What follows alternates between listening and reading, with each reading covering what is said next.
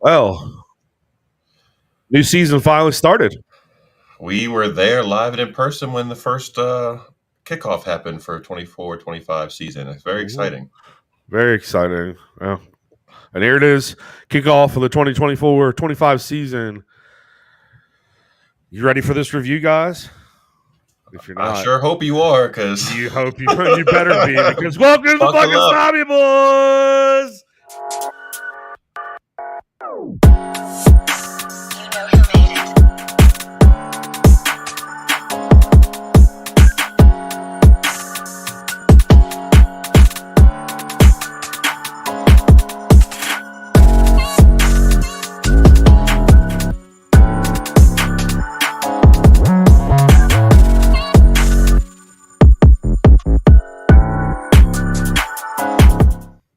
All right, everybody, welcome to the Snobby Boy podcast. My name is Colby. That's my homeboy Joe. Man, fucking preseason. Right? Preseason's finally here.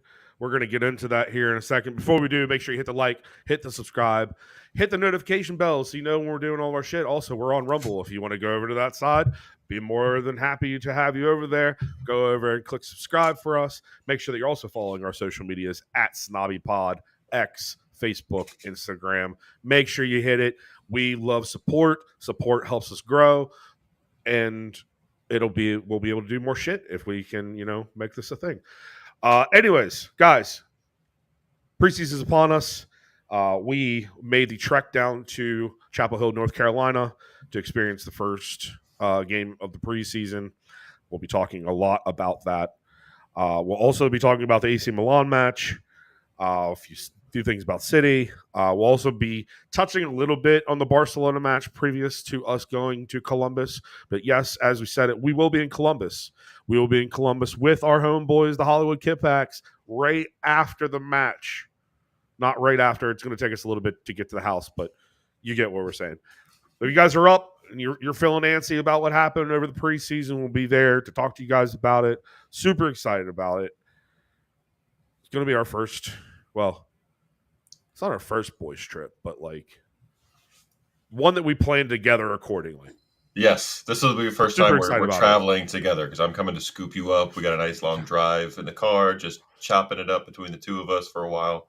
Got Listening to playlist tunes, on lock. ready to go, and then be staying together, because when we went out to Lambeau in Wisconsin, was a different vibe. We met up. I was staying by myself, and then we met up at the game day experiences, and then went from there. But this time we got Airbnb all squared away, waiting for us, and then Got a gonna be fucking a good hot tub. time.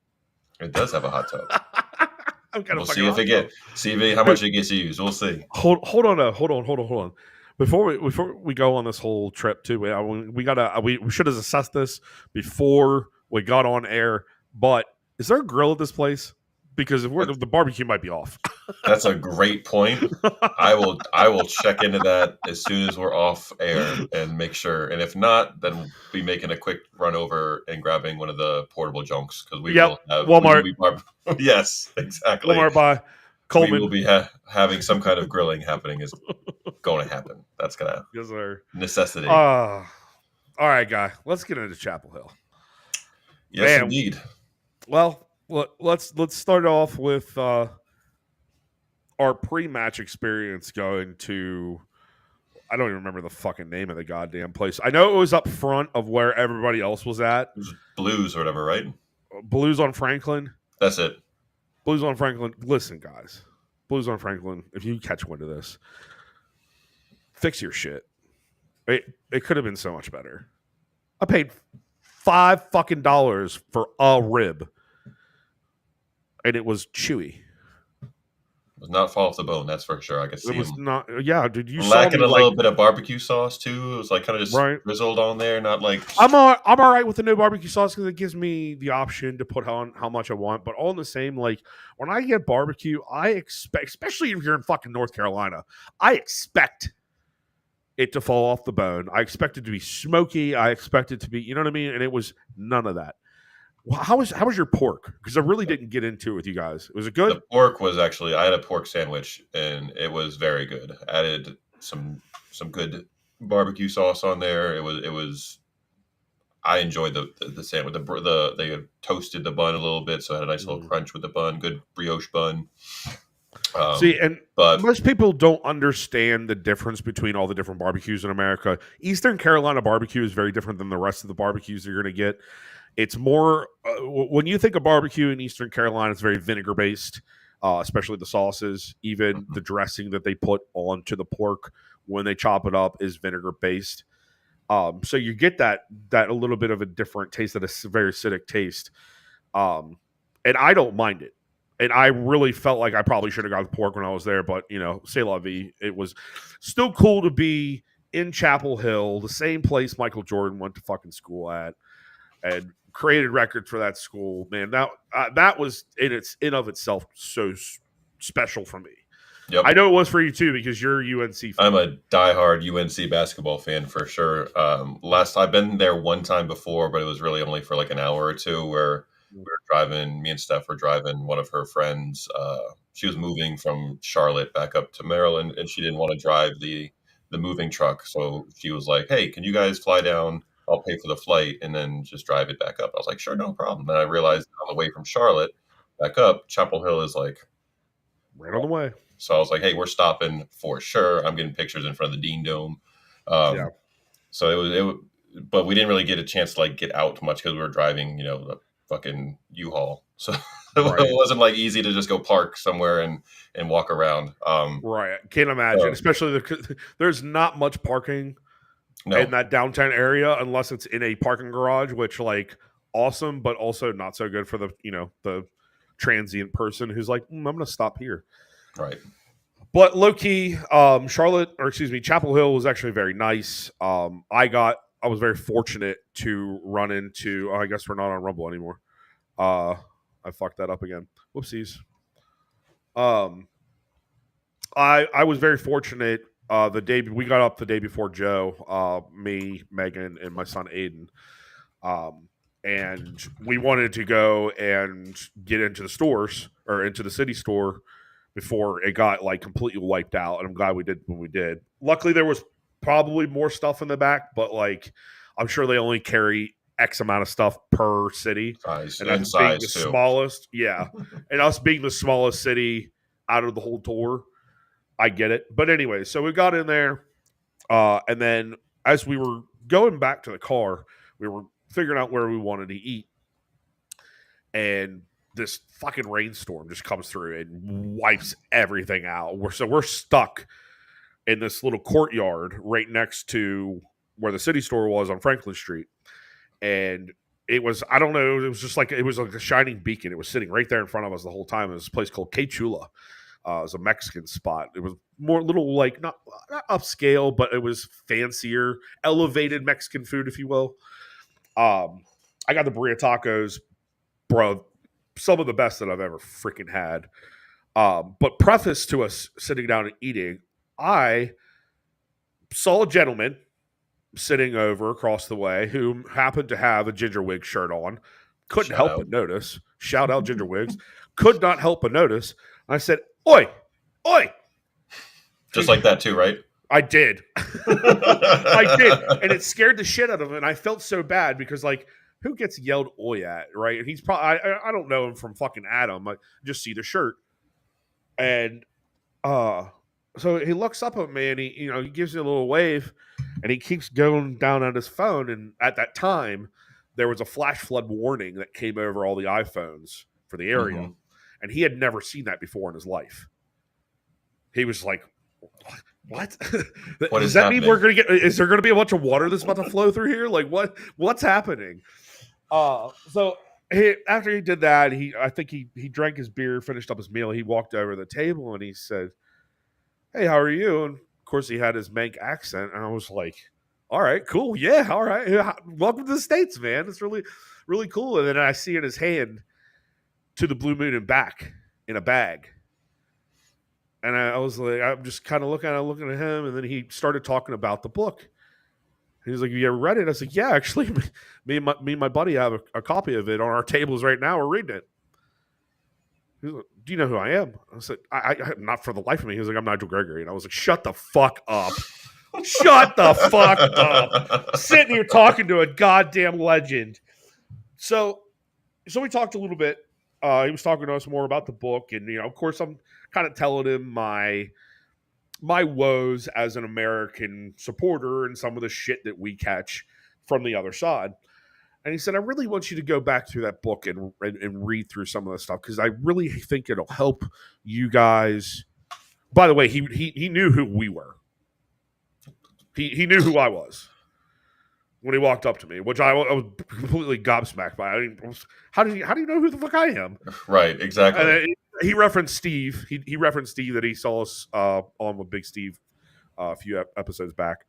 But he told me, I encourage you to go back and read through the book and listen to some of the stories that I have in there. And I think it'll help you with the deterring of not only the people within the support, like that support this club, but all the other supporters from other clubs and the flack you catch from them. So I actually did. Just when I got back, I've been reading through it. I'm about a quarter of the way through now. Yes. Thank you, Nigel. Thank you for writing that book. And thank you to the guy who told you to write that book and you thought he was full of shit and you did it anyways. That, if you have not picked up a copy of this book, To the Blue Moon and Back, hold on one second. Yep, go grab it. Mine's a little bit too far away to grab. It's not sitting right here next to my, there it is. If you guys get a chance, To the Blue Moon and Back, there's a new edition out that he did after we won the treble. This was pre-treble, I believe. Go pick up a copy and just get re-inspired, if anything else. I mean, it's just what he wrote in there. It made me feel like I was a part of the match day there. I was getting to view being at Blackburn through his eyes. You know what I mean? It was just I couldn't help but to relate in so many different ways of the conversations he's having with his buddies. And the story of his dad growing up and not having money to go to all the games, and because he owned his own business, he had to pick and choose when he could go. Mm-hmm. Great stories in there, man. Great stories. Anyways, Joe, let's go into your experience a little bit before we joined up that day. We spend most of the morning time in the car driving up from Outer Banks because we spend 5 days out on the beach down in the Outer Banks before coming up for the game. Wanted to get a family vacation in the summertime, and it was just seemed right that Outer Banks was a good choice for that. So we went and did that. First time, we had never been down there. Then hopped in the car and did a solid 3.5 hour drive in the morning, got up there. Always, for me, a treat to drive into Chapel Hill and see all the Carolina blue everywhere. It fits perfectly everywhere because city's very close in color. Probably not the exact match, but it's still sky. It couldn't be any closer. It's pretty damn close. Yeah, it couldn't be any closer. You drive in, you see all of the street signs are in Carolina blue. It was nice driving down to the downtown area and seeing a lot of city memorabilia in the windows for some of the everywhere. For some of the restaurants and shops and on Franklin Street. So that was really nice. Got a chance to go into the before you guys got there. We were no, this was after lunch. We were heading back to the car. Yep. And then when we went back to the car, there was a couple of guys in city gear trying to get a picture because behind where we parked, there's a big Chapel Hill mural painted on the brick wall, and there's these two guys trying to take a selfie, behind, get it squared away so they could take a picture. I was like, hey, you guys want me to snap your picture real quick? Right. And instantly with a British accent, we're like, we're shit with selfies. That'd be awesome. I was like, oh, okay. So I got him a good selfie, got to chat a little bit, and that was fun. Awesome. Nice little connection. But it was a good time. I seemed like there was a little bit more to do in and around the town the night before, or 2 nights, around the training night. Was that Sunday? Except the training was at Wake Forest, which is not particularly close. It's a fucking hour away. Yeah, where it's at Cary, where the soccer tournament over the in June was being held. So it was out that way. Yeah. So it wasn't particularly close, which is rough. When we went, we've told this on the pod before. That Lambeau, it was free to get into, and two, it was at Lambeau, was right where the game was being held, so there wasn't any extra travel that needed to happen. I can't To imagine get they to. would want to go onto a Green Bay high school football field Yes, probably not. and do training. So, but I mean, and it's Chapel Hill, so right down the street is Durham. So you're obviously going to see the knobs that are walking around in Duke Blue Devils shirts, even though they're not playing when it's not even the right sport, but they're still doing it to draw attention to themselves. And they're lucky I was with my family, because otherwise I probably would have said a lot more shit and been a lot more disrespectful to some folks, because especially with the Duke fans, because I have no mercy for them. I'm glad that I let you have a blind eye when we were at lunch, because the dude sitting next to you had a Duke Stanley on the floor. Are you serious? I swear to God. I honestly, every time we were in town and I saw somebody with Duke shit on or whatever, like we went to Cookout after the match, and we were fucking starving. Mm-hmm. We went to Cookout out of the match, went and sat down inside the place, because the drive-through was literally around the building twice. I'm sure. And yeah, dude, it was wild. And we're sitting down, and I look over to my left, and I felt like it was a first date that was happening. I'm not really sure, but dude was wearing Duke, and the girl was wearing Carolina. And I was like, "There's no way this is ever going to work out. This is not going to work out. You guys are just already doomed for failure. Just stop. I mean, it's 11 o'clock at night, and you're at a fucking cookout, and this is where you start. Just end it here. Just end it here. This is not going to work out great for y'all." Oh man! So we spent a good chunk of the time beforehand, like in that 2-hour window after lunch. We went back to the hotel to just get checked in and drop, freshen up a little bit.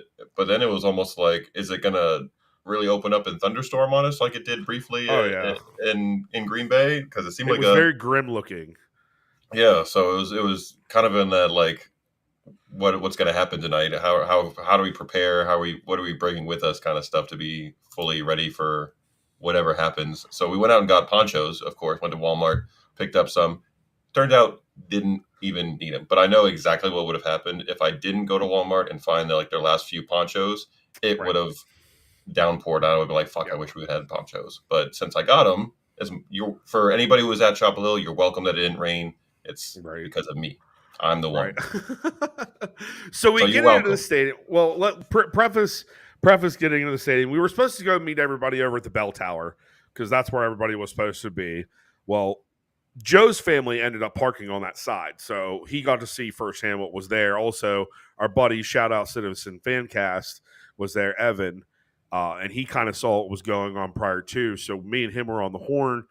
I was going to go over there and meet up with him, and then just meet you guys coming over there. But we parked on the other side, the Rams Head parking garage, and lo and behold, that's where the players came in.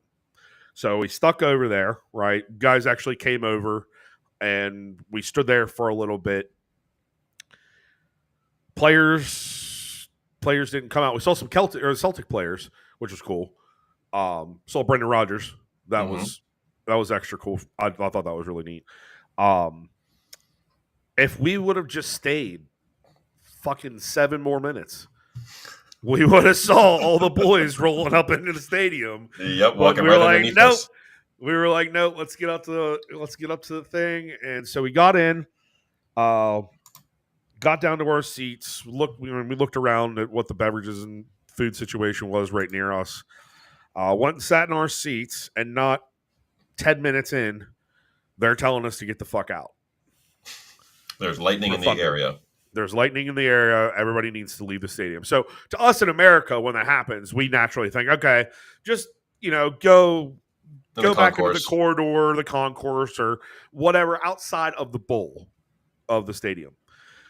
No, UNC wasn't happy about that. They also weren't happy about me vaping on campus, because apparently in North Carolina, a tobacco state, you're not allowed to smoke on certain campuses or places. That makes no sense to me. I don't get it. C'est la vie. I could have gotten arrested, but I didn't. I kind of swindled my way out of it. So they pushed us out. We were out. We were out there for like 20 extra minutes. Maybe 10. They and they didn't just push us out either. All the way outside the gate. They brought down a woman with a bullhorn saying, you cannot stay inside the stadium. You have to get outside the metal gates. It's safer just to go back to your car, is what was shouted out at us. Mind you, this was pretty much just the direction for our area and on the the lower section. We got out, we looked up, and there's a bunch of people just standing on the ramps, standing up top at the second level, just chilling with nobody going to bug them. They even told folks that you can't take your beer outside, even if you just purchased it. So it was like, what am I going to do? I stuck mine out. I put mine right next to my bag of merch that I just got and walked right out. And I was like, nope. And you know, it's so slick when you did that shit too. They snagged somebody like behind me and said, you can't take that. I was like, I'm going to keep on walking because I'm like, this is not an inexpensive beer. I'm not going to. And then you're forcing me out. So I'm like, I'm either going to, there's two choices that are going to happen here. Either I'm staying inside and I'm going to chug it, or I'm going to take it with me and then when I go outside, because I'm not. I looked the lady dead ass in the eyes. I said, I just purchased this beer and I'm going to fucking enjoy it. Do you understand me? And she was like, I don't know what to do with that. I'm like, you're not going to do anything with it because I'm going to stand here. I'm telling you, I paid to be here. I paid $15 fucking for this 22-ounce beer, and I'm going to stand here. I'm going to fucking enjoy it. And then when they let everyone back in, it was a fucking free-for-all. Yeah. There was no more checking bags. There was no more checking tickets. It was like, hey, if you're standing outside the stadium right now, you can just walk in for free. Literally. It was Copa America all over again on a small scale. No checking bags, nothing. None. Just come. All right, come on back in, y'all. I was like, this doesn't. And they were at that point in time. Just so we're clear, so it's not like an over exaggeration of the story. At that time, when they had pushed everybody out, there were still people influxing that had not gotten in yet. Yeah. How do you know that they had a ticket? Exactly. Granted, it obviously, and for everybody who watched it on City Plus or ESPN Plus, the stadium was not filled at all. It should have been, considering the colors that were there, and it almost looked as such, but considering the colors of the place, you really thought people would have come, especially because it's, quite honestly, for this entire tour, this is the most intimate game you're going to get. Yep. 100%. And that's honestly why we chose to go to Chapel Hill, not only because of proximity, but because to get to go to what we consider a smaller scale stadium in the U.S. and see these guys and be as close as we were. I mean, we were maybe 20 rows back, and we didn't feel 20 rows back. We felt still very close and in touch with the game. But anyways, we've been talking a little bit about it for about 20 minutes. Let's talk about some gripage. We're going to gripe a little bit about this match. Atmosphere was lacking, is to say it in a very nice way. It was not great, to be completely frank. Listen, it took me everything not to continue to yell at children who were saying, "Let's go City." This is not baseball, folks. This is not like that. We're not doing these chants that are one, Americanized, and two, have nothing to do with footy. Even after you've been instructed, we tried several times to get them to do "Come on, City, come on, City, come on." We did that several times, and there was just tone deaf. Care. They don't care. And I don't know if it's part of this like new generation of like, we discovered something, so we're going to put our own spin on it shit. No. Let's break something down from our perspective as Americans to the British people, the Manx who support this club. There is a dues paying process when you join a club that is not from your country and you decided to support them. There is a dues process that you have to go through. And saying that may be daunting, but at the end of the day, it's true. If you don't understand the culture or go in to understand the history or learn the chants, current, past, present, whatever, you're not really assimilating into the club and you're not really doing anything but embarrassing Americans.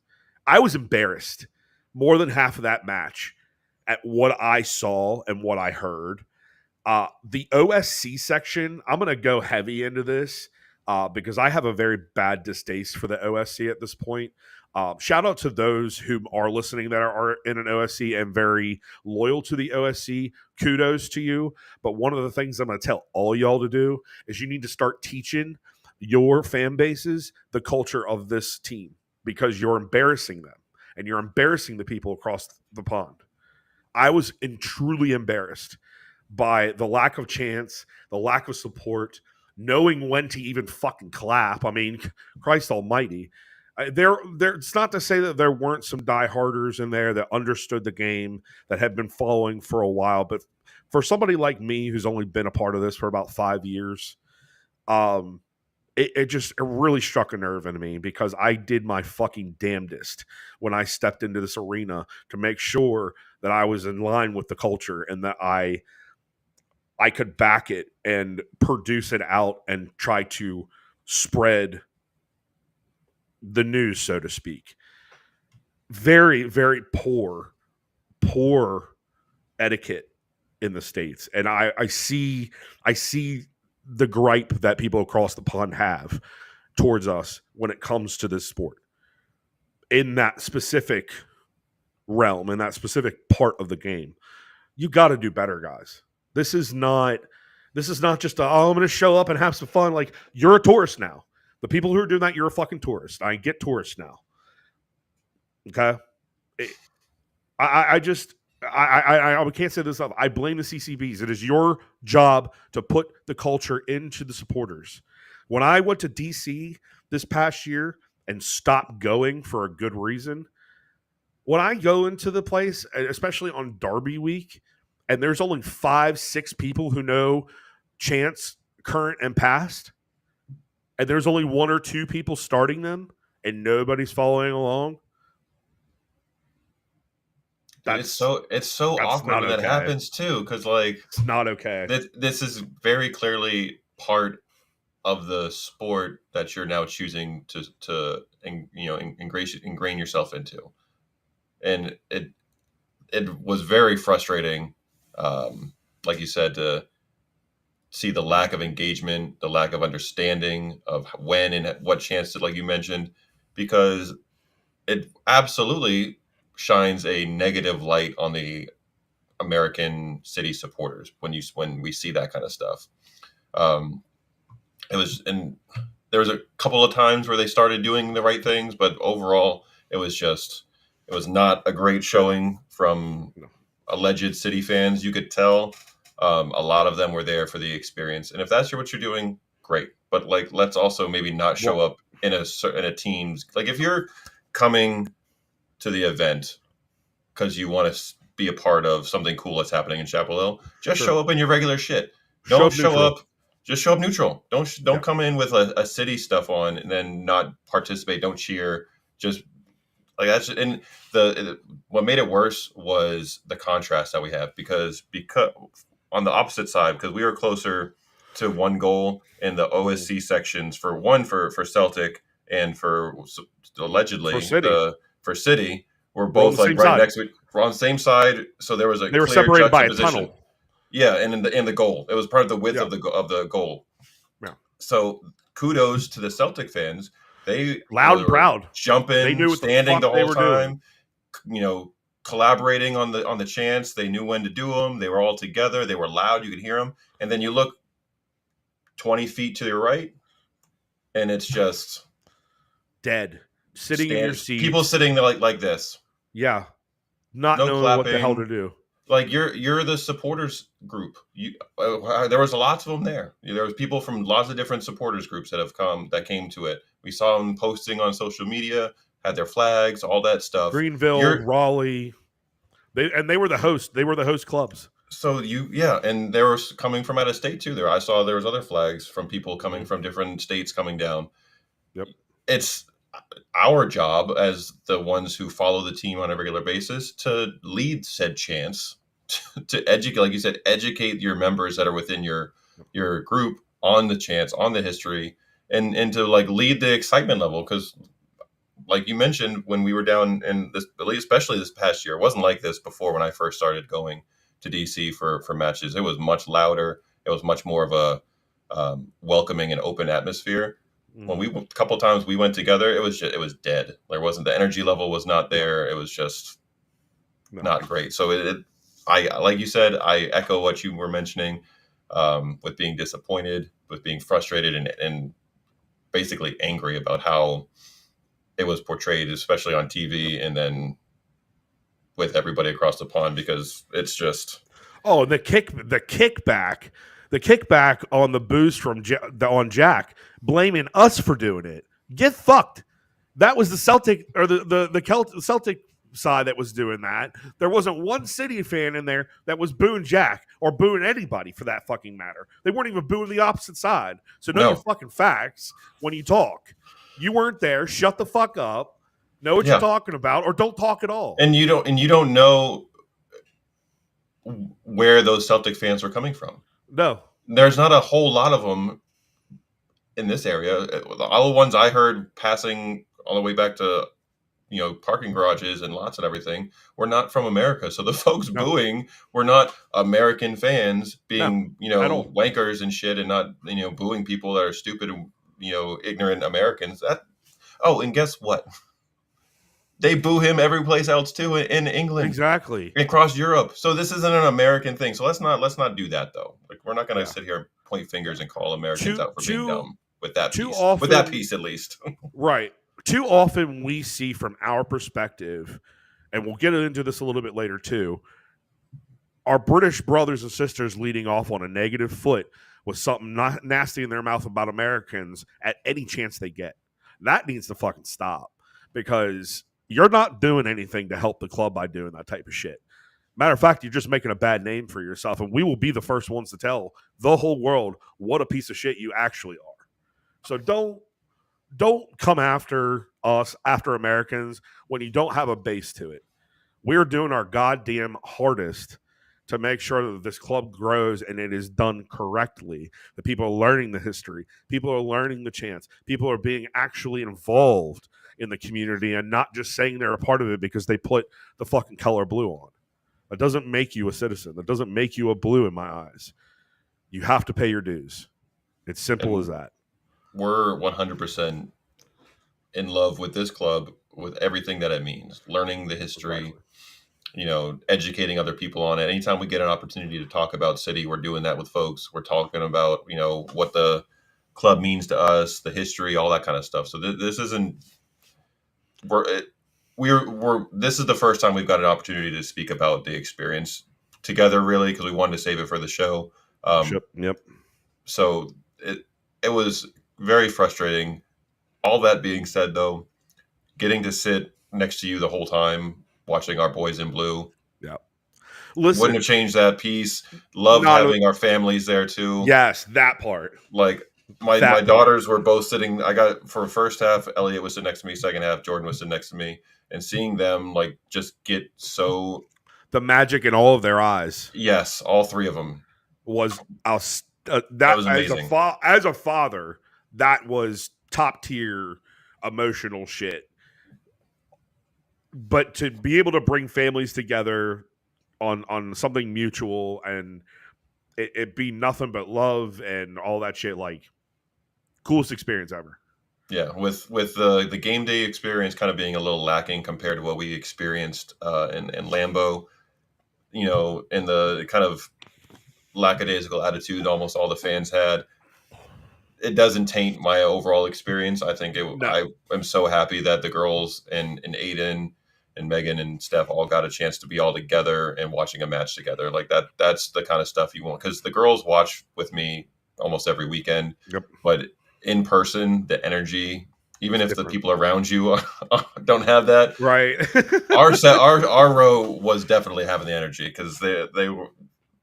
It's just a different vibe when you get to do it in person, and seeing how expressive all of them were when City score, getting to watch Haaland score right in front of us, getting Right. to see Perone score early in the second half right in front of us. Like that was Oscar just Bob. yep. Oscar Bob having a great offseason so far, by Both the way. matches Just been both phenomenal. matches doing so good. Let's dive into the game a little bit now. I think we've told the people our feelings on what the situation with Chapel Hill was. Obviously, not the result that we wanted. It will, as any loss, they come. It's preseason. We are not that worried. When seriously, 33% of your team is from the original, like the actual starting 11, I can't be mad at a one-off loss. I really Especially can't be. when the rest are all 21 and under and haven't really Exactly. experienced a lot of this. And Exactly. Celtic have a They game fielded like a whole team. yeah, and they have a game like a legitimate game like next week, so they're well into Yep. their preparations. We're just getting people back We're just getting started. from everything and just kicking off. So like the result piece is don't care about performance wise. Again, when the majority of the players are guys who are going to be playing in the EDS team, you're not going to be hypercritical on their performance. No. Was the defense lacking for both of the first two games, and especially at Chapel Hill with a couple of them? Yes. Absolutely.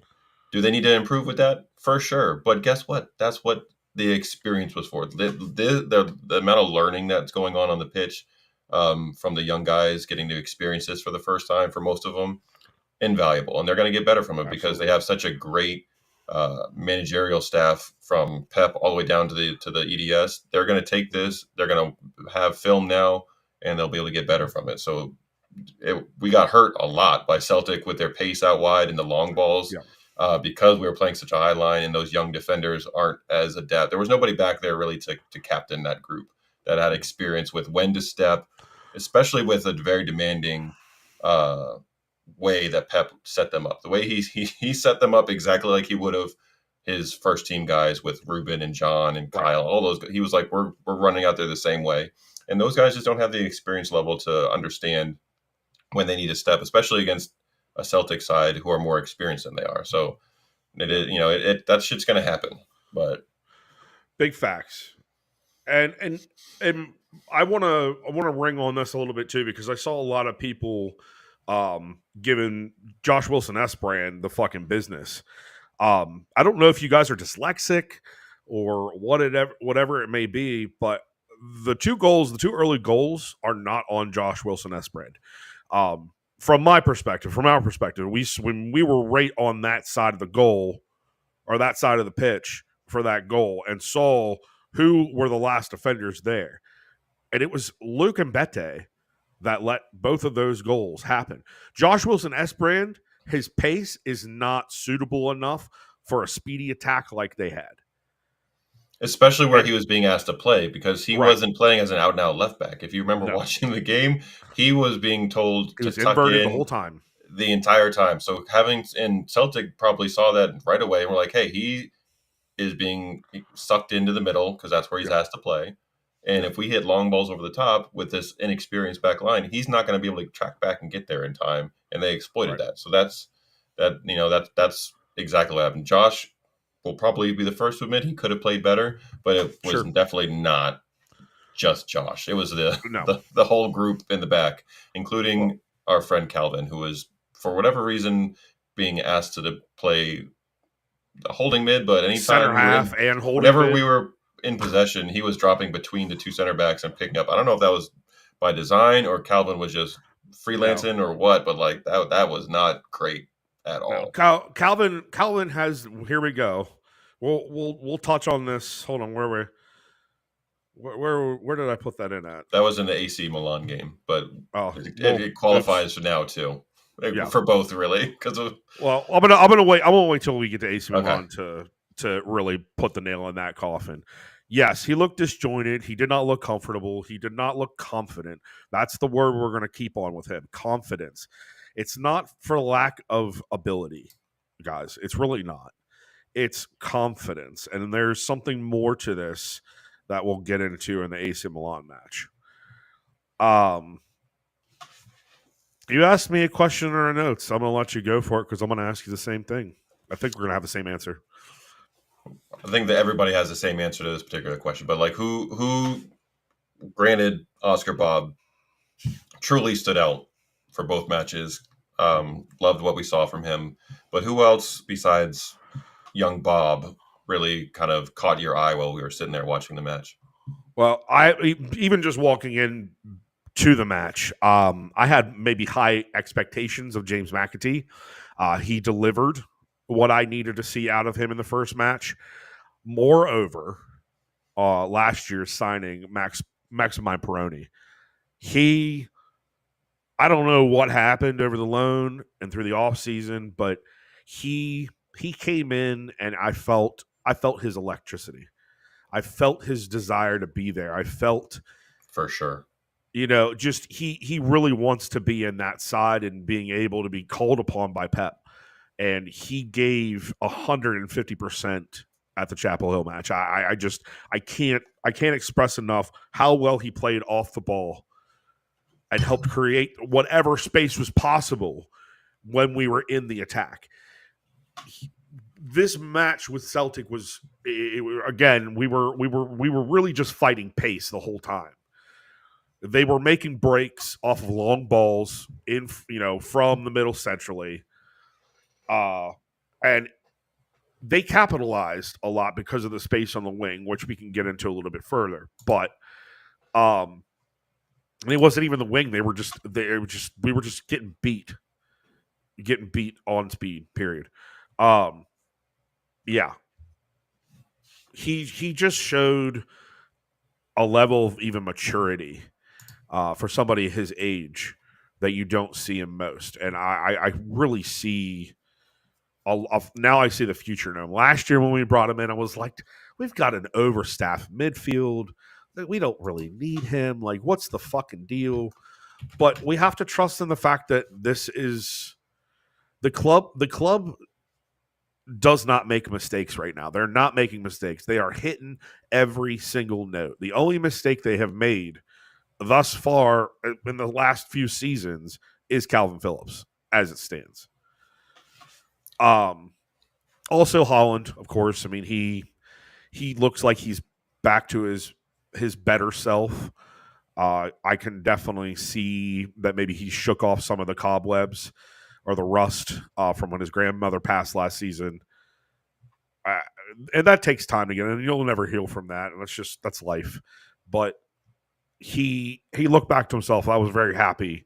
It was like we were seeing Holland again in Green Bay. You know what I mean? For sure. And he mentioned after I think it was after yesterday's match or before, that the break that he just had before they got back into the U.S. tour and everything was the longest break he's had in like several years. So I think getting a bunch of time off, obviously he would prefer to be playing in the Euros and competing in that. But I think, as putting our City hats on, that was probably the best thing that could have happened for us, because he got a nice long vacation to clear his mind, to rest, and to really refocus into his mind into City and everything going forward. And I think he's going to have a phenomenal season. Yeah. And I agree with Perot. Like, as soon as he came on in the second half, instantly different level of energy. Like, you could just see it. And same thing with McAtee. From like just looking at them, they both have physically developed over the past year. Yeah, they're getting their man bodies. Before, they kind of still had that like kind of like boy thin, body, little boy, little boy body. That is not the case anymore. McAtee especially really looks more phically different. He looks like he's filled out a lot. He's stronger, and Perone too, same way. So I would echo him. One of the guys I think that really stood out to me that just looked more like the normal guy that we were accustomed to seeing was Jack. I thought Jack had a really good game. He did. He was more direct with his runs when he had the ball. He wasn't, taking an extra touch here or there. He was picking the ball up and making a decision on where he was going to go, whether he was cutting in, going down the flank and going to the byline. But he was much more active. And then in the second half, we got to see him more central. And I really liked what I saw before he came off, he got to play more in the middle of the pitch, and I liked that a lot, and felt like he felt more freedom to express himself in that space. So I thought Jack also stood out on top of the guys that you mentioned. Yeah, for sure. Sheesh. Well, that's Chapel Hill for the most part in a nutshell. I'm not sure what you got. If for those watching on camera, you probably didn't see this, but we had several young pitch invaders on the field. Fucking God! One Thank you during for the reminding me. one God during the damn it. game. Well, the play was on the far end of the field. He was running around. They finally got him off. The play didn't stop. They kept playing, but the ball never came this direction for them to have to stop. Oops. We're playing with stuff live. Yeah, I didn't mean to do that. I'm so sorry. Oh, no worries, man. So they get him off. The usher gets him and his family and tells them they got to leave. Hopefully, their parent gets fined, whatever the process is. But I think that should be an automatic banning from any FC series event that they have going forward, because that's nonsensical. That's bad behavior. It's poor etiquette to the game.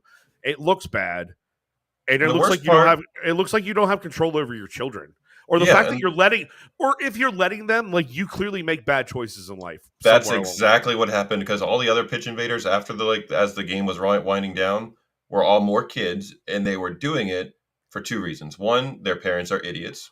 Sorry, not sorry. For encouraging it. And two, the whole stadium was fucking cheering and clapping when the kids were running around like it's something to celebrate. No, that's the first kid got cheered and clapped, and he was waving and hamming it up like crazy.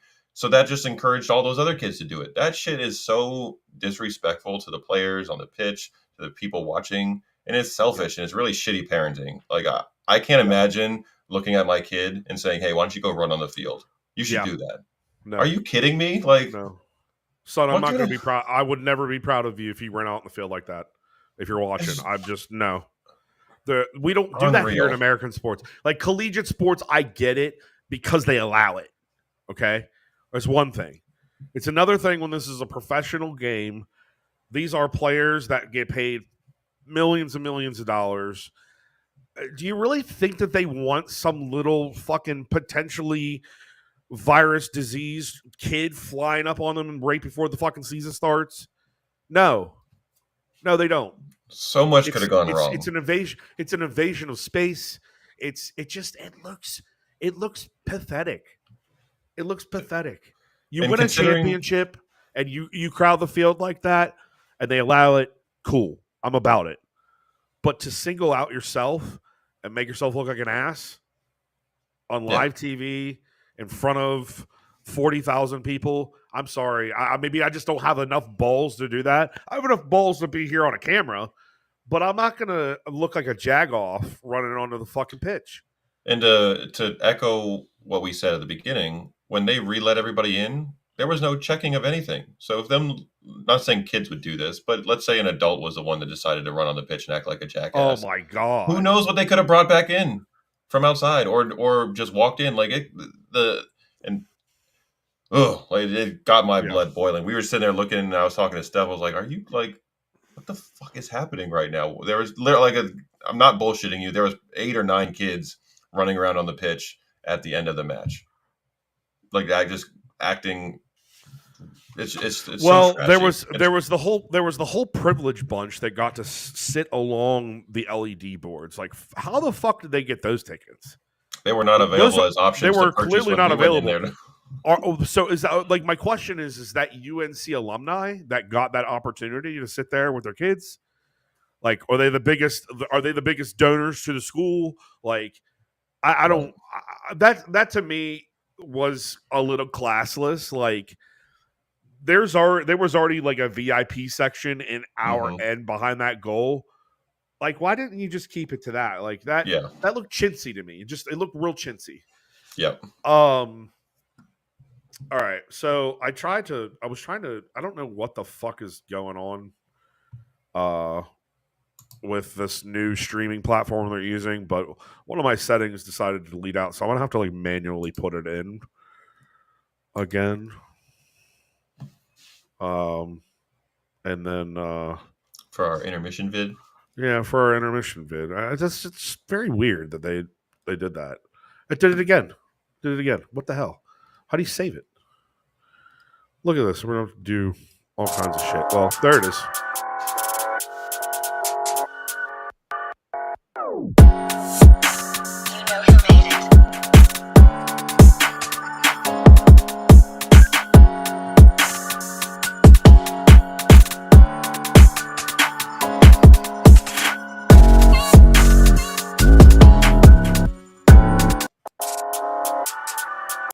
All right, and then it went on a loop because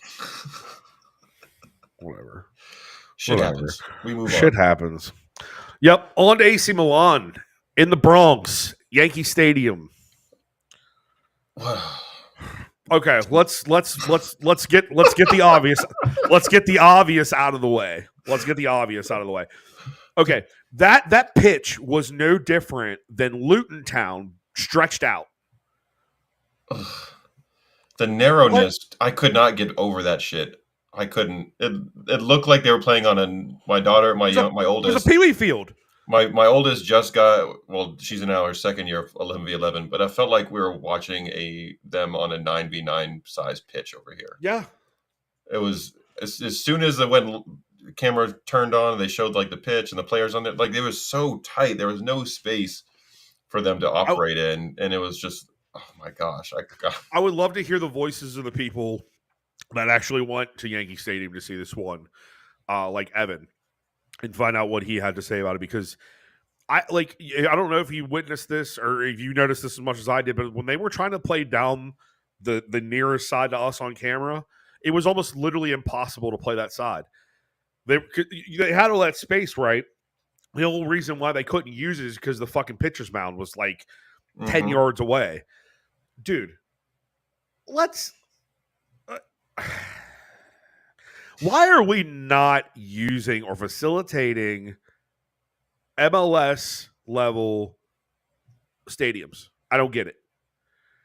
First of all, Yankee Stadium does not hold that many people on the grand scheme of it. Was it like 45,000-ish? Yeah, max, right? All of those people probably could have fit into somewhere else. They have a giant NFL stadium. Right across the fucking river. That holds even more people. MetLife, that holds literally double. It is going to be one of the World Cup locations. And why wasn't that even brought into consideration? Like, why isn't this like a trial and error thing? Like, okay, we're gonna relay, because they use artificial grass there at MetLife, which is probably one of the big reasons why they didn't use it. Right. But if they were gonna do it, and they were gonna strip all that out and put down some sort of sod, that would have worked out a lot better. It would have felt like more of a real match. This did not feel like a real match. No, this felt like 10 minutes were probably going to get knocked off the end of it because of how small the pitch was.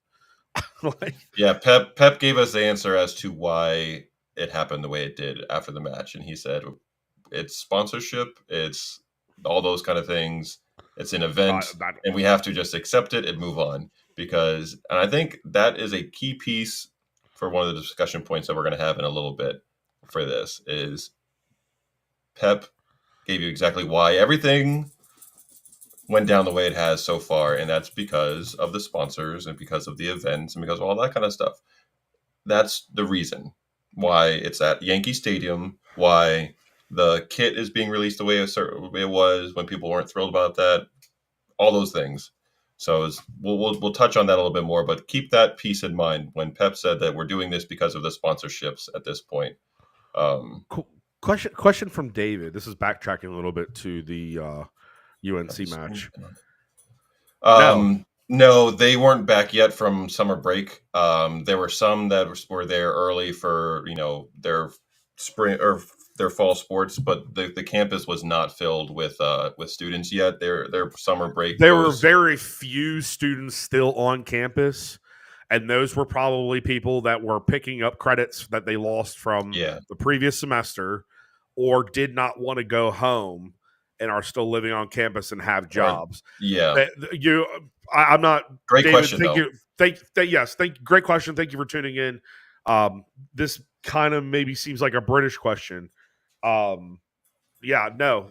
Unfortunately, because of the status of the game here, especially the professional side, you're no, they're not going to go out of their way for it. There's a lot of these Gen Zers who they don't recognize competition as a thing. Like sports is non-existent. Like even American football, baseball, hockey, basketball, they could give a fuck about. So more than likely not. Not that's not to say that UNC doesn't have diehard sports fans on campus in their student body. They definitely do. I mean, USC is Christ. It's the birthplace of so many different basketball players. And they even have a good soccer program from They what I have a phenomenal women's program for sure, but even the women's program there, they don't play their games at Kenan Stadium. They play over at a smaller facility on campus, and yes. it gets rowdy for those. But it's not like like an American football event No. where. And also keep in mind where we are in the South. American Yeah. football reigns supreme. That's Supreme. what Yep. folks care about. Yeah, that's Um, ACC land. If you know that's college all divisions, that's they the care about. ACC American land, football. and it's between ACC, SEC. Those it was really funny. There was a little comparison chart that was put up in accordance to American sports and the different leagues over in Europe in accordance to football, and they said that the SEC was the Premier League. Yeah, I have to agree with that. yeah. I really do. In I have relation to to agree that, with that. Yeah. Yes. I would have hoped we would have had a little better turnout if there was more college students around, because I'm sure they Sure. probably would have wanted to go Get the to it. experience. But Fair they would have. pricing on that too. That was gonna be my next point. Exactly right.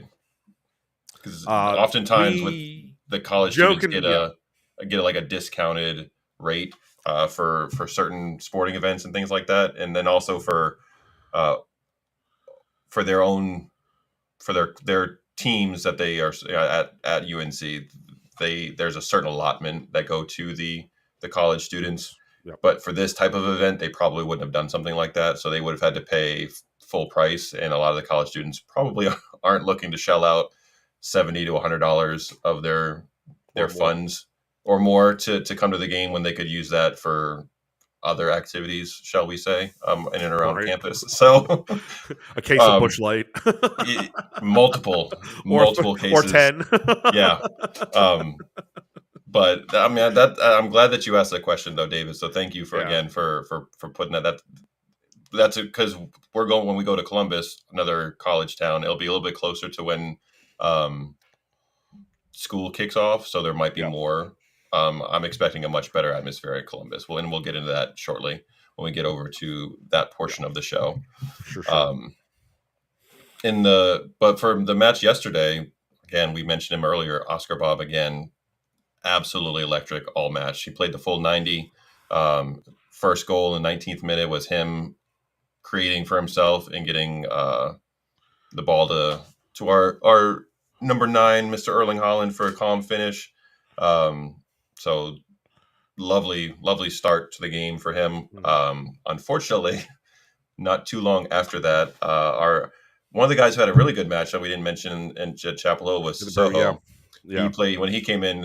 He did for Calvin in the first match, way more composed, looked better, more comfortable. But in this match, because of the narrowness of the field, when we were in possession, it was a straight 3 in the back, and he was one of the outside backs, and that's not his position. And after this match, we know why.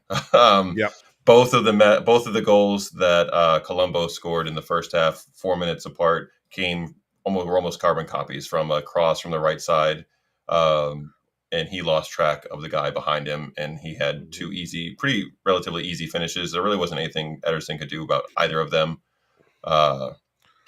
So that was pretty much the first half was that. It was 2 goals. We didn't look great, I don't think. Milan had a little bit more possession. But again, I'm not reading anything into these matches at all because it's not even close to the team we're going to be seeing against Chelsea in the first week of the Premier League. So I don't care about the result. Honestly, I just want to see the guys on the field. It didn't really bother me that some of them didn't play particularly great either. That's not a big deal for me. Was happy to watch them and get back to a little bit of normalcy on my weekends with having City on the TV. Right. So halftime. So Surprise. everybody surprise. No. So if everybody noticed, first half we wore our new home kits, and Milan also was doing the same thing. And they were also doing the same thing. We had what I would like to call the Mighty Duck switch at halftime. This never happens, ladies and gentlemen, ever. I think it's happened one time in this sport in the last 15 years. And it wasn't even for any good reason at all. I honestly, I don't remember the exact reason. I was listening to it earlier and I didn't retain it. But this is the first time this has happened. They had just released the day before the third kit, which I hope everybody can agree with me on this, is a little weird considering we haven't even put out the fucking away kit yet. And they launched it here in New York before it was launched in Manchester. There was a lot of gripe about that. There was a big gripe about that. Understandably. And I'm gonna paraphrase what I wrote because I don't want it to sound as if me and this particular person have a thing against each other. I took it the wrong way, so I'm gonna again preface it with this: is that I took it the wrong way initially, but there will be a conversely part on the back end of this. So they debut the third kit for the second half for charity. Okay, this was for charity, where they took all the uniforms from the previous half and donated them to auction because they wanted to debut the third kit on the pitch. Right. So all the profits were going towards generated. They were going to an auction for this. Big Steve and I got into it a little bit, and I feel bad about it. That's why I said I prefaced this with I was a little bit wrong in the stance that he took. However, after knowing why they launched the kit, right, and what they were planning to do with it, I kind of find it.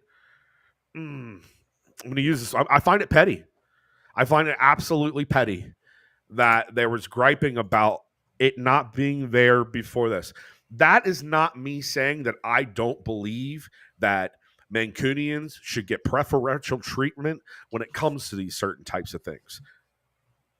There's a lot of other treatments that they should be getting too. One of the gripes was about how the club doesn't do enough with the kids and getting them in interactions with the players and all that stuff. If that's really an issue, City, do better because your community needs you first. They're what built you. We didn't. But conversely, this is a market, specifically the New York market, that they are heavily invested into. They're heavily invested in with a club there. They're putting themselves in the community. Pep has a very soft spot for New York City. Why wouldn't you launch a kit there? Why? And especially after they just put in a mega pop-up store. Why wouldn't you? I get it. I get why they did it. And this, to me, is not a slight to the Mancunian supporters. It's not. It's them saying, hey, listen, we do things with precision. We understand what we're doing, and you need to trust what we're doing. Our brand is growing exponentially, especially over the last 3 seasons. It has grown beyond our wildest dreams over here in America. I mean, I didn't think that I would be having even this type of talk for another 10 15 years maybe. But as I said earlier, I really feel like every time there's a chance, there's an opening, some of our brothers and sisters over there like to lead on the negative foot and put our names in their mouths and be jealous, even, I guess you could say. Is that the Joe, did you say that's the right word? Envious, maybe? Because Envious? it's not being, they feel like there's more effort being put into the folks over here than the ones who have been there for such a long period of time and supporting the club through the hard times, which most of the fans on this side of the pond haven't. So I understand the feeling and the sentiment that's coming across, but it doesn't have to be one or the other. It doesn't have to be a U.S. thing or a Mancunian thing. No. From what Big Steve and others have said, there's not a lot being done for the youth in Manchester to have kind of the same, I guess, experiences. Opportunities that I'm going to say that too. Some of the kids are getting. Because we didn't get these fucking opportunities when we were over there. My kids down there, no. Didn't get to get up close and personal and get signatures and all that kind of stuff. There was no time for it. There was no room for it either. Yeah, and you had to have good seats in order for that to happen. And yes, and let's make sure everybody over there understands this.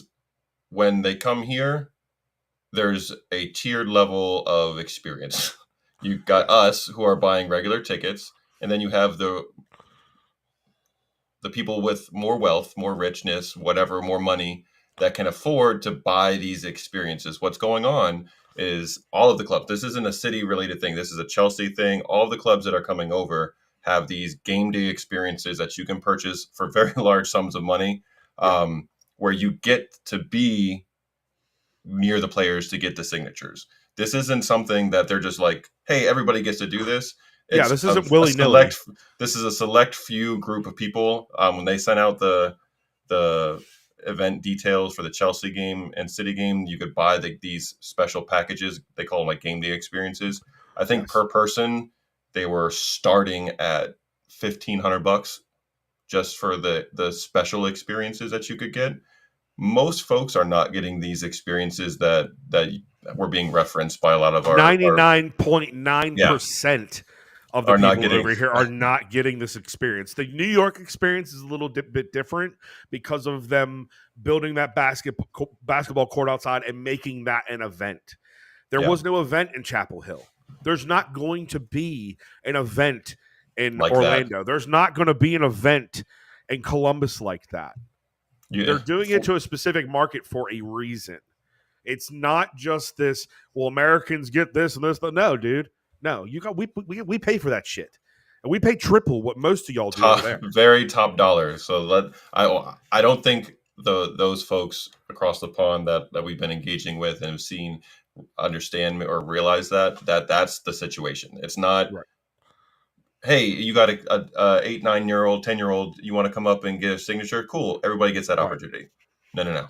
And New York is a completely different animal because of how tightly packed everything is, and in the other towns and cities, it's not like that. And no, not at all.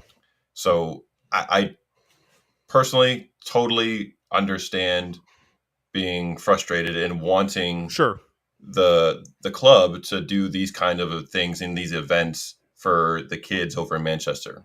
I think they should absolutely do that. If they're not doing enough of that, I think please continue to call it out, because those of you who have that poll over there, you have influence over the fan base there, and the club pays attention to obviously the content creators on that side that have that poll. So please keep doing that, because I think that would be awesome for those kids. But just know that it's not. We're not getting preferential treatment over here. There's no preferential treatment happening here. You're paying for those experiences, and like I said, you're paying a lot that most folks can't afford to do those kind of things. And I don't want it to turn into like America versus UK at all. Please let's not do that. That's not what this is about. This is what's supposed to be bringing us together. Yes, 100%. This is what is supposed to wash away that divide wall. And the more you continue to point your finger at us, the more you raise it, and the more we don't want to deal with you. We would rather just be okay being over here by ourselves and admiring from afar rather than catching trash off of y'all over there for what? Because we got something you didn't for the first time in like fucking history. Come on, guys. It's selfish, childish behavior in so many different respects. And we're not going to tolerate it over here. We don't have time for it. We have enough of our own bullshit in the world to deal with. This is the last thing we want to deal with, is even saying the words that we've got to say that I'm saying right now. I don't want to have this conversation. I want to be able to call one of you guys up and talk about what happened and it be copacetic and it not be this pointing the fucking finger back and forth shit. Like when that needs to stop. And this isn't even just a Manchester City thing. This is a world thing right now. Like, stop creating divides that don't need to be there because of your jealousy. Take accountability for your fucking emotions. I took accountability for me misstepping on Steve. I think everybody else can do the same in return. End fucking rant on that part. Right? Real quick though, how fucking dope was that third kit though? That maroon. Say that again. How fucking dope was that maroon kit that they debuted? I think everybody can agree that thing is clean. And the nod to the ship with the sails on there. I love the maroon with a little bit of hint of like that metallic color that was in there. Sure. Very happy. You know, I think I'd be a little bit more impressed if it was like the last maroon kit we had where the lettering and the numbering were a little bit more gold, a little bit more brighter, because it almost seems dull behind in front of that maroon. I'm not particularly impressed with the Noel Gallagher numbers being used on the back of it. I don't know if you know that whole story, but in this year's kit designs, Noel is basically for our competitions. He made up all the numbers and lettering, and it looks like my son wrote it. Actually, my son could probably write better. That's my only gripe on it. As far as cleanness, yeah, absolutely. I'm still just in shock that we're not releasing these kits in order. We're skipping around. Like, we clearly already know what the fucking second one looks like. Why haven't we released this? Is it going to be released in Columbus? I sure as fuck hope so. That would be nice. That would be great for us. Right? Speaking of gear, I don't know if you guys saw what me and Joe are wearing. We're literally wearing the opposite of each other. Yep. We picked these up at the city store. I haven't seen them online anywhere. Is this special for us? Did we get this? Is this on the store somewhere? I don't know. But they're very comfortable. If you do end up catching them online, go pick them up. A little expensive, but worth it. Absolutely worth it. Yeah, very comfy. Go to the second half for AC Milan. Hamilton electric down the left. He actually, every time he's coming, even in Chapel Hill, he looked like he belonged. I mean, I'll say that much. I mean, I won't say that he was like a dynamically impactful person, but he definitely made his presence known on the pitch. He was able to take the ball down in the corner and do something with it here and there. But in this particular one, he sent it into McAtee for a nice little header there in the 54th minute. Not one you expect to be heading the ball in with Mr. McAtee. He's as physically as he's developed, he's still not particularly tall, so you're not seeing headers from him too often. But the directness and the Hamilton stuff looked reminiscent to Doku to me, with the feet, the quick movements, the directness that he played with, and it worked out. It turned into a great goal for McAtee. So really, I think he's one to keep an eye on for sure. I like what I'm seeing from him. I can definitely see him getting a lot more rotation into the first team throughout the season, particularly maybe through competitions. I mean, he had that. He scored his first goal for the Blues against Red Star Belgrade during Champions League. So I mean, it's not unthinkable that he can actually, be more of an impact in our competitions in the upcoming season. One thing I want to point out, though, right after this goal, that was at utterly poor form. Oh my American God, fans. dude. You Again, do cannot better. Poznan. You cannot Poznan when we just tied them. Poznans are for when you beat the shit out of them. You did it the wrong fucking time. As soon as they showed that on camera, dude, oh my god! Like That was I embarrassing. looked over, and I was like, what are they doing? And why are we showing that? We're not like you're encouraging. Again, don't show that bullshit. Like that is not. We're tied right now, folks. This isn't. And we're, again, learn the history of the club that you're supporting. Know allegedly. the fucking trends, man. And know when you're supposed to do trends. Shit. Come on. Again, and it makes not us, because I hope people can recognize that we're not a part of those American folks. Right. But it makes just the general American fan just look so stupid. Ugh, exactly. Stupid. Ignorant. All of the above verbs that you can possibly put. It was embarrassing. Please do better. Please do better Tuesday night in Barcelona, in Orlando, yes. folks. Well, and I'm calling on Martin from the Mancunian Way. I'm calling on you, bro. Show those American fans down there what the deal is and how to root for this team.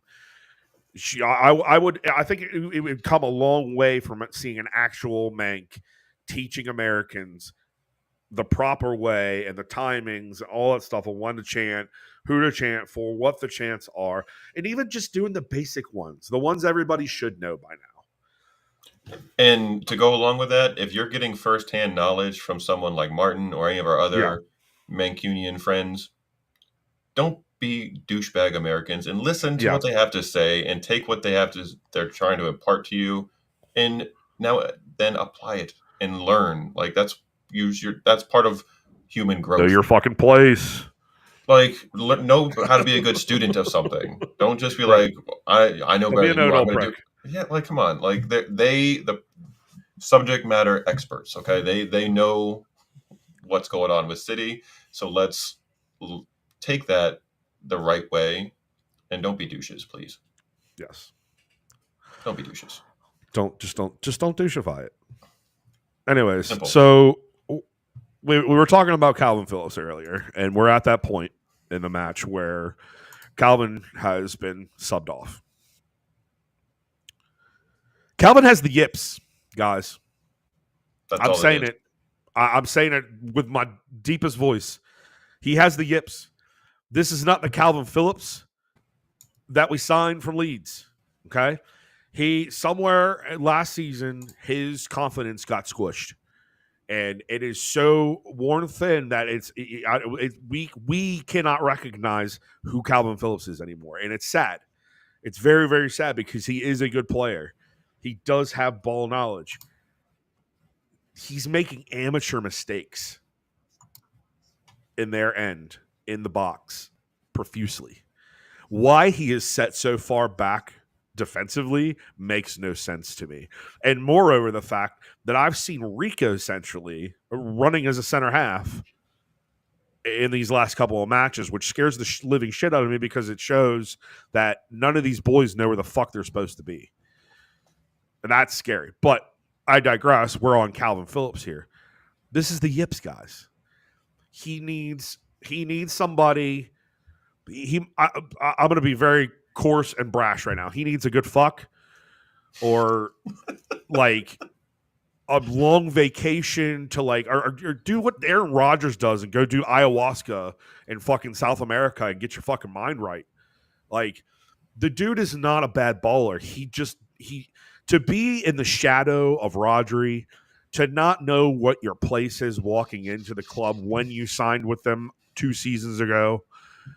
That's got to be a scary feeling. It's got to be the most like hopefully like I don't know how to explain this any better. Like being hopeful, but it's like the hopeful is just emptiness. Like nothing's going to come to fruition out of it, but you're going to give it your all anyways. But your all isn't seemingly enough for this side. You got to feel bad for the guy, guys. It's this rarely happens that we see in sports, but this is 100% without a shadow of a doubt a case of the yips. If you don't know what the yips are, Google it or watch Ted Lasso. There you go. And it's 100% between the ears. It's not a Yeah. physical thing. He's in much better shape than he was last year. You could tell that on the Much pitch. better shape. He looked good that way, but just he couldn't do the simple things correctly that he's known and been able to do for his entire career. And you said it. This is not the same dude that was performing so well for Leeds. It's he's such a nice person too, from from all accounts, from the Yeah. guys in the locker room, from people who've interviewed him, guys who have met him, interacted with him, from the Leeds documentary. There's one of those on Amazon. Yep. He just seems like such a nice dude. And is he good enough to play with us? Probably not at this point in time, and that's okay. Sometimes it doesn't work out, but I hope folks can understand that this is definitely a mental issue for him, be it on the pitch. Maybe there's something else going on in his life that is causing these things between the ears to not be able to Possible. get himself together. We don't know. So maybe some grace Some grace. goes a long way. Stop slagging people off, because the funny thing about all the people who slag players, not one of you motherfuckers has probably ever stepped on a pitch or is athletic enough to do fuck all. So shut the fuck up. Just shut the fuck up. You look stupid to us.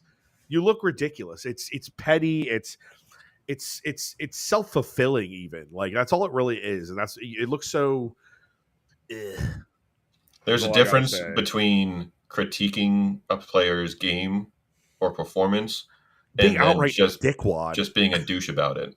Yeah. If you don't care for their performance, that's fine. We can critique things like that and say, Sure. "Hey, that wasn't a great game." As adults, you can do it. You Yes. can do it with a little more couth. Yes. Yeah. Instead of just talking out of your fucking ass. And That's what it sounds like most times. yeah. And that's not a Man City It's not a fan. slight. And it's not a Man City specific thing. That is a No. sports fans across Sports the wide. board. Everybody. Sports wide. So that Don't make it so concludes the personal AC, with folks. right? That concludes the AC Milan match. On the overall, Joe, what's your diagnosis halfway through the preseason? For me, there's not a lot to take away at this point. Right. Based on who we've had on the field. Again, most of these guys, for me, the biggest thing is our young guys who are coming through the academy clearly already know how to play the City way and how Pep wants, because he hasn't changed the formation. We've been leaking goals a bit, but that's growing pains, and that's also how they learn, especially at that age. I think the takeaway for me so far, the first two, is one, the academy is continuing to produce super talent that will either join us and help us, or on the pitch, or we'll be able to, if there's not room for them here, we've shown that we will move them on to other clubs that will give them more playing time, but we'll also get fees for that. So either way, our academy is in great spot. I love that Holland seems up for it and ready to go for the season. We're going to need him at peak Hollandness this season. So for me, it's the academy's in a great spot going forward, and our striker looks like he's ready to go. Yeah. I'm gonna have to. I'll echo all that, but one that I didn't give grace or give praise to earlier that you did was Jack Grealish. Jack Grealish looked back. He looks comfortable playing up front with Holland. Is one of the biggest thing I noticed in Chapel Hill. It's like they're having fun again, and that in and of itself is so incredibly important. This even goes back to us just talking about Calvin Phillips. He's not having fun right now. He's in his head and he can't get out of it, and that's what this game is, fun. You got to remember to have fun, or else you're not. What's it for? Mm-hmm. What's it for? Money? To keep a roof over your head, to get the hot girl down, in the magazine. Like, no, that's not what it's about. You game in this game as a youngster because you wanted to have fun, because it made you feel good when you got that W, or it made you want to try harder every time you got that L. A lot of these players are going to get back in that mindset. This is about fun. This is about, it is competition. This is the highest level of competition you're at. But it can't be a stressor. It can't be a job. It has to be just a part of who you are, really, and a part of your everyday. That's all I can really say on that. All the young lads, they're doing above my expectations, really, even though the score lines have not produced, and that's purely based on defense. Again, these are U21 kids. I can't ask for much better than this at this point. With Josh Wilson Brand especially, his pace was off to those wingers at Celtic, and even with the AC Milan third stringers, which is kind of sad to say, but all in the same. He just doesn't have that pace. Maybe that's just not his position. Maybe that's not where he fits best. Maybe Pep needs to see that. So, but again, on the whole, impressed with where we're going. We have a whole, literally 3/4 of a team to still put back on the pitch before we can really say whether this is going to be a good season or not. I think this is the right move. This is what we in the United States are very accustomed to when it comes to preseason. We don't expect to see our starting 11. We expect to see the third, fourth, and fifth stringers trying to make their way into the team. So, and I think they're doing a good job of that this offseason. Let's get into city news. Allegedly, Allegedly.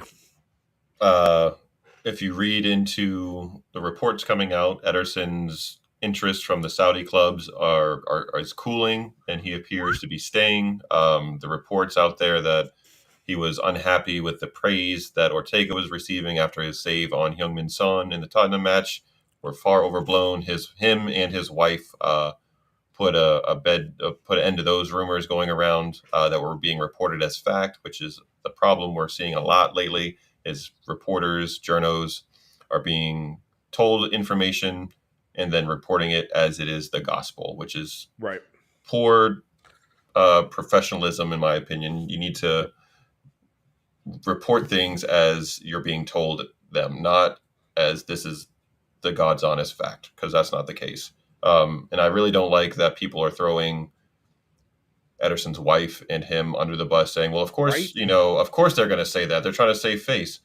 What has he ever shown in the time that he's been in Manchester that he's that kind of person, where he's that petty? He's never done that. He's been from all of the people that you've talked to, and then the great thing about City too is they put out an absurd amount of content on their social medias, on YouTube, on documentaries. So you really do get a sense of who these guys are off the field.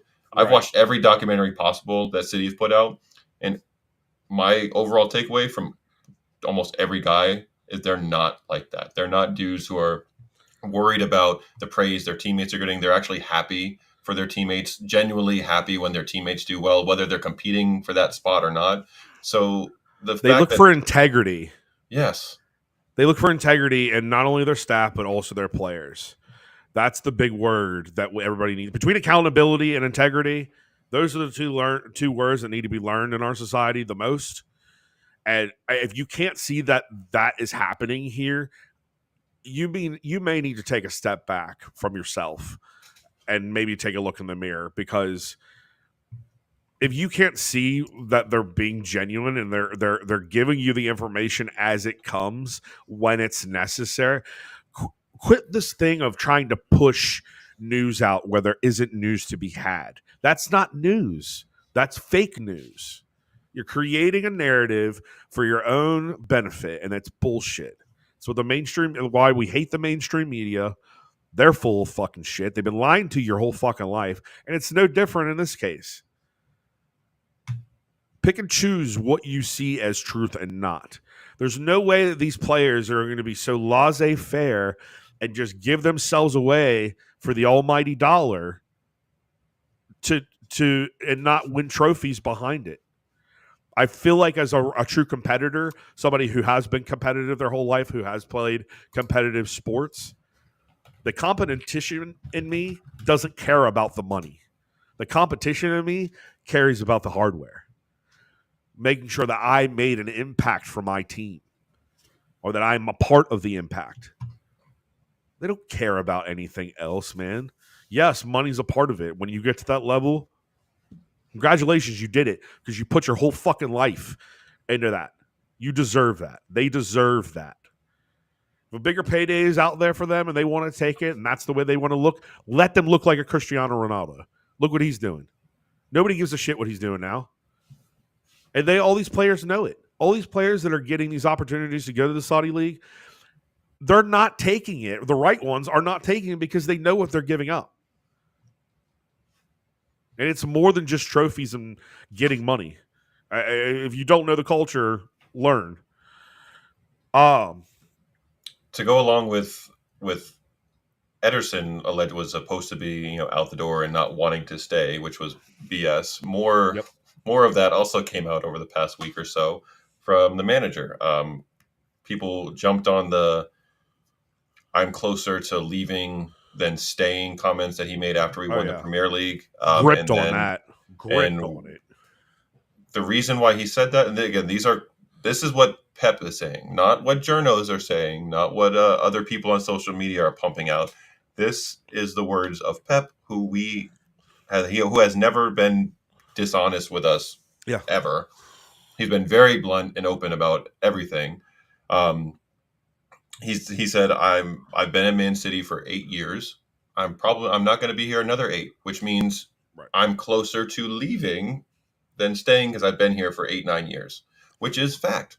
And then he went on to say, I didn't say I'm leaving. When I'm leaving, I will say I'm leaving, but I didn't say it. I will not rule it out absolutely to extend the contract. I just want to be sure it's the right decision, not just for me, but for the club, which is the line. That last part is exactly what he's been saying every time any extensions have come up. Has been, it's got to be right for the club. Do they want me? I want to stay. I love it here. I get everything I want, but they have to want me too. And the middle of the summer when everybody's on vacation, that's not the time to make that decision. We'll talk during the season. So let's, again, not take words and put them in our manager's mouth and say that he's leaving and then report it again as it's fact that he is leaving after this season and wants to go someplace else. He's told us, when I'm leaving, you'll know because I'll tell you. So there doesn't need to be any more rumor milling about Pep, in my opinion. He will tell us, the club will tell us what the plan is.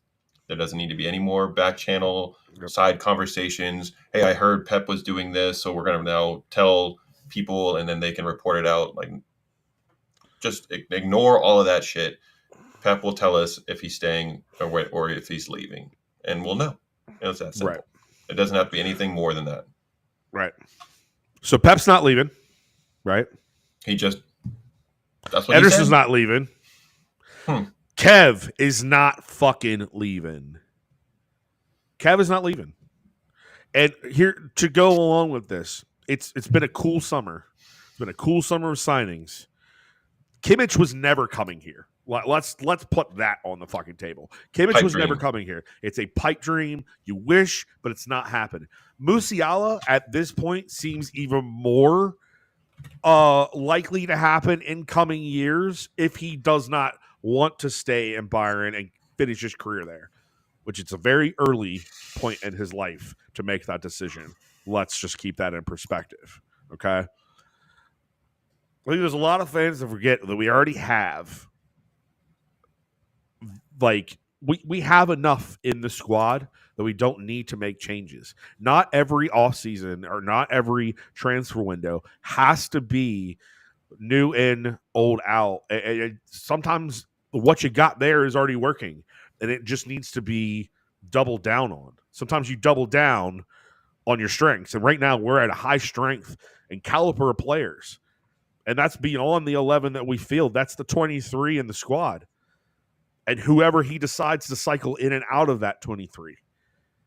You got to trust the process, guys. You got to get out of this short-minded or short-sighted mindset. It doesn't make sense. There's no loyalty in it. There's no loyalty in waiting for a player to get ousted so you can bring this new one in. Like, the new one may not fit into our side. And I feel that that's very much the case on a lot of these players that everybody goes, oh, we're going to sign him. We're going to do this. We're going to do that. No, dude. You don't know that.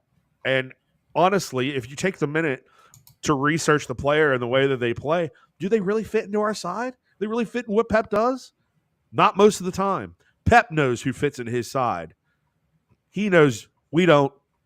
If we did, we'd be getting millions, but we're not. We're sitting behind a computer and we're talking about it. We're discussing it and why it even needs to be a conversation, really. I mean, let Pep do his thing. He's not done anything to slight this club, to take it down a bad path. He's only raised and elevated the value of it. And he's done that through precision decision making, period. Trust the decision makers at the club who have not steered us wrong since they took over the club in 2008. Okay? Yep. They clearly don't want bad for us or we wouldn't be winning trophies. Just saying. And also 115, it's still bullshit. Wait, we Friendly haven't reminder. seen anything. Friendly reminder. Yeah, we haven't seen anything. Funny is, it's not in the news. It's just not in the news right now. And I find that hilarious because this should be something that's consistently in the news if it was really that big of a fucking deal. But clearly it's not if it's not. If it was 100% true with the amount of journalists that are out there covering this kind of shit, we would know by now. Exactly. It would be out there and it would be clear as day. Another go ahead. No, I was just gonna say another outgoing. Looks like Jan Quoto is going to Dortmund for about 25 shame. euros. Shame. So he really is a dynamic player. He really is. I can see where he doesn't fit in, but all in the same, I can also see where he does fit in. This is a good move for us. This is definitely going to give us some cash, or at least put it into the war chest for the coming year. You know, God forbid anything happens during the winter transfer that we need to bring somebody in, and we at least have a jackpot there. Right. Yeah, there's definitely room because Savio's the only one we brought in, and Delap, Jan, and Sergio Gomez have all left. So that we're net profiting right now. So we're not the ones wrecking football once again, folks. We're not the ones dropping millions and millions of dollars to bring guys in and not, selling at the same time. So let's keep that in friendly perspective too, that we're not no matter how badly the media personalities want you to believe, we're not the club that's ruining football. No. And to the people who may not be followers of the club and who are just being nebs, as we call them in Pittsburgh, nosy people. Get your facts right. So, one stop before the preseason ends. That's going to happen in Orlando, Florida, against Barcelona. Joe, what do you expect out of this third preseason match? Do you see more involvement from Mateo Kovacic and Josko Vardiol, or do you see kind of the same repetition of players are out there and keeping comfortability within the squad? I think Josko came on, for maybe the last 10 or so Very minutes. Very late. I would expect him to get a little bit more. I don't think they're going to run him out there for more than maybe 45 minutes to get some runabout. I think Kovacic will probably get a similar amount of time as Josko got on Saturday night. Yeah. So he'll probably 15, 20 minutes just to get his feet under him. That way they're both more ready to go from the jump in Columbus, because that's really our last opportunity to get the squad ready to go before the real season kicks off. Well, so we coincidentally start off with Chelsea this season. First Premier League match, yeah. So it'll Premier League match. So I would expect Tuesday that we'll get a little bit more of Josko, a little bit of Kovacic, but there really isn't a lot of reinforcement coming right yet. So I think we're still going to see a whole bunch of the young guys. I hope, it's a very short turnaround, but I hope there's some positive things that happen for Calvin, whether that's just on a personal level, so he can get right for wherever his next journey is going to take him on the football pitch, because it's not going to be in Manchester unless something drastic happens. But I would expect to see more of the same out of our side. I haven't looked to see who Barcelona brought over on their tour and what they have available, but I can't imagine it being much different from Saturday as far as what we have. I really hope there's no injuries. I hope they all are hydrating very well today. Yeah. And tomorrow, because Florida's it's going to going be rough. to be humid as shit on Tuesday Florida's night going to be down very there. rough for our players, and that's purely weather based. Mm-hmm. No, not one of them is even us as Americans. Unless you live in Florida, there's nothing that can prepare you for the humidity levels and the heat levels coinciding. It takes you a couple of days even just to get accustomed to being there. And I'm only saying that out of experience. My father, he lives in South Florida, and I've had grandparents and cousins and stuff like that. They all live in South Florida, and it takes me, if we're on a week vacation, it takes me the first 2 to 3 days for me to like acclimate to just how like moist it is all the time. You walk out on the deck and you're dripping sweat immediately. It's wild. And these are the headwaters of the Everglades, right? Like let's keep this in perspective. This isn't South Florida. This ain't Miami. This is Orlando. It's a whole different beast. It's way hotter, way more humid. So yes, boys need to fucking hydrate to all hell. I hope fucking Prime is got a tap or something into fucking Erling Haaland's veins to keep him from like keeling the fuck over. Poor Nordic meat shield. Let's get a heavily rotated group out there from Pep. Let's use those subs. Nobody needs to do a full 90 in this one. No. So let's manage. Expect water breaks. Expect 2 water breaks in this one for sure. No doubt about that. But let's move right into Columbus. I mean, we're already at an hour and 45. Yes, sir. We will be attending the open practice. So for those of you that are listening or have tuned in after the live premiere of this episode, if you're going to be in Columbus, we will be at the training. If you'd like to come hang out with us, come find us. All right. I think we're in section 136 for the training match because, again, you have to buy tickets and seats in sections. That's fucking bollocks. It's stupid. I'm sorry. Like, I want to go sit with my people. And, like, of course, we're all men. We didn't discuss where we're all going to sit so we could sit together. But if it's an open training, that means I can go, like, in the concourse and be like, oh, we're here. Okay, we're all going down. Let's go. No. Go sit where we want to sit, not have to scan in. This is like, exactly. This is like going to a fucking another game. But nonetheless, come find us if you see us. We will also, Friday morning, I believe from what I saw, there will be a Kegs and Eggs at the Columbus OSC. Not sure if I saw it right too, but the Noisy Neighbors will be, I believe, hosting that. They're hosting an event at some point during the weekend. So get a chance, go check those guys out. We may.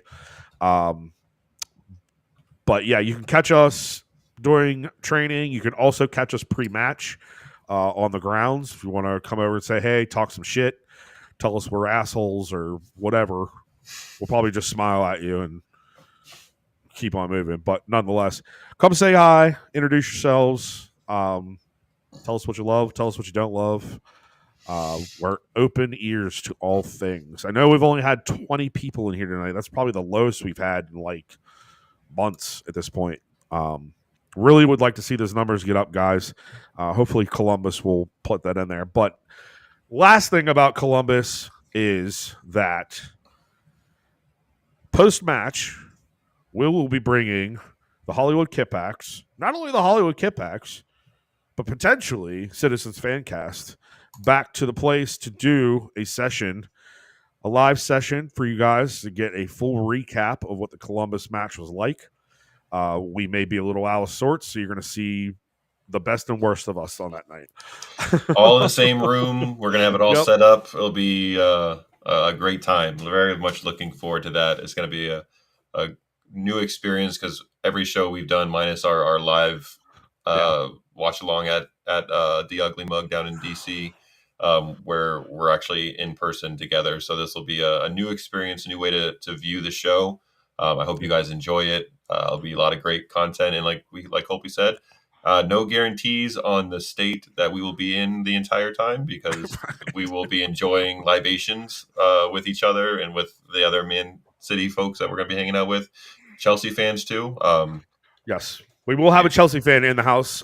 Zach Westrich, Joe's best friend. will be with us attending as he is an Ohio resident.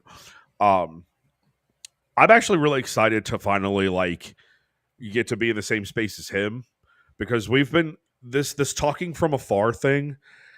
It's fun for a while, and then it's like all right. I need to see you. You need to manifest and be real for this to be even realer. But no, Yes.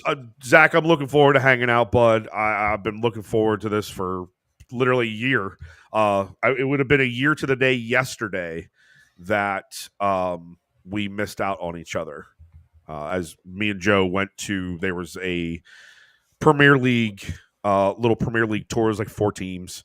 Chelsea was one of them. Yeah, that was fun. Except FedEx Field sucks. Always. Always. Always sucks.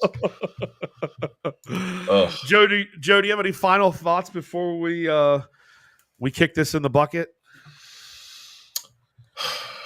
Excited that real football is right around the corner. The preseason's been great. Love watching the young guys, but we are so close to the matches counting and getting the season back in full swing. And I am just super duper excited to get all of our boys from the Euros and from Copa America that were there back. Now the Olympics, Mr. Alvarez, since he's there, I'm excited to get everybody back.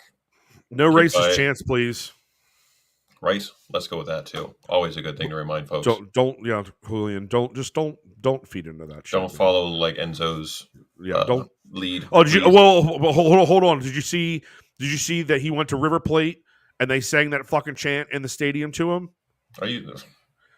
No, dude, I'm not surprised, honestly. Not at all surprised. And during the Comna Bowl, they wanted to blame everything on Americans. Yeah. Nope. Do one. Fuck you guys.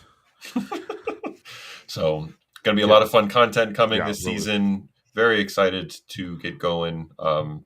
Super pumped for this weekend. Cannot wait. Absolutely. Cannot wait. Guys, we have a jam-packed August after Columbus. We've got MCFC Daps coming on to hang out with us. We also got Patrick Donahue from formerly Bit of Banter podcast, good friends of ours. He'll be on talking with us as a part of our fan series, which will be bolstering up again for the 24-25 season. So, fans, if you've been with us and you've been rocking with us and you love what we do and you want to talk to us, please do not hesitate. Get in our DMs. Ask us for a spot. We'll work it all out, get everything set up, and we'll make sure that you're comfortable in doing so. To conclude all of this, we want to thank all of you, all of our new subscribers, near and far, for hanging with us. You could have been anywhere else in the world, but you're here with us tonight. We love it. We appreciate it. We would love it even more if you guys would actually be a part of the community and do something like share the episodes. That goes big for us. If you share our episodes or you share our content, even commenting, liking, I mean, they're just simple things like that, but sharing, and making sure that you subscribe to our channel. We're here every week. At least we try to be. Family things get away from us sometimes, but we're doing our damnedest to be here every week to give you the most up-to-date shit, give you the most factual shit, and make sure that you have a little fun while listening to it. So until next week, make sure you hit the like, hit subscribe, hit the notification bells. Fans, we see you and everything that you do and you don't do. We know who you are. So do better. We'll see you in Columbus. Okay? Till then, we'll sing some blues.